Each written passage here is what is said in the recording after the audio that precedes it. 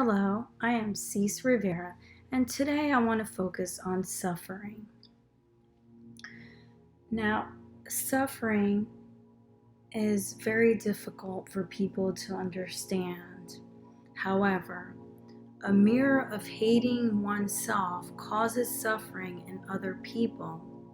Loving oneself helps you provide compassion in order to help understand why someone is really suffering. We need to listen compassionately to our own suffering before we can actually help other people. After all, we usually run from ourselves instead of running to ourselves and healing ourselves. Generally speaking, you need to face your own suffering, even though we usually want to avoid our own suffering. All suffering needs to be healed and worked on. And it does take time. You need to be compassionate with yourself in order to be compassionate with other people. In other words, in order to understand suffering and help yourself and other people, you need to do it on a compassionate level without fear. We must suffer in order to understand happiness and how it works. When we learn to understand our suffering, we become more compassionate with ourselves and our loved ones and other people around us. When you learn to understand suffering, you will learn to find happiness from within and other people in order to help other people and help other people find their happiness. And it takes a lot of compassion and mindfulness. Understanding oneself and being mindful is the beginning in order to express ourselves by practicing mindful ways. In order to recognize and understand the suffering that happens within ourselves and other people.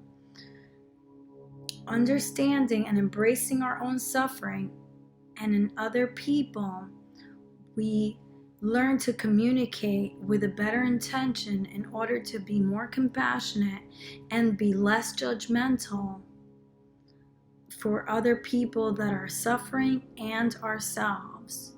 It is very powerful to be able to understand oneself in order to help other people find their happiness and create happiness instead of painful emotions.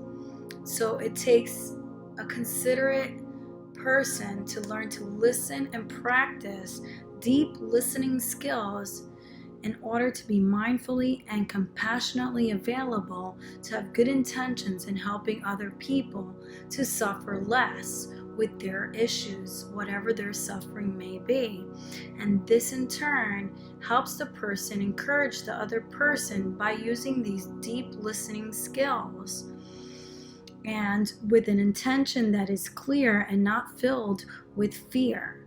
So therefore, you will practice more listening and help the person deal with their suffering. And it will also help you learn a different perspective about what suffering really is, without actually accusing anyone or being angry with anyone, and being more mindful about what they're going through. And when you learn to do this, you are more understanding as to why someone would cause suffering in your life or other people's lives. And you will listen with a more compassionate ear, understanding where their pain comes from. Deep down inside, it is their pain and they own it just as you own your pain. But sometimes it's very difficult for people to understand how to be compassionate if they grew up in a place where there was no compassion.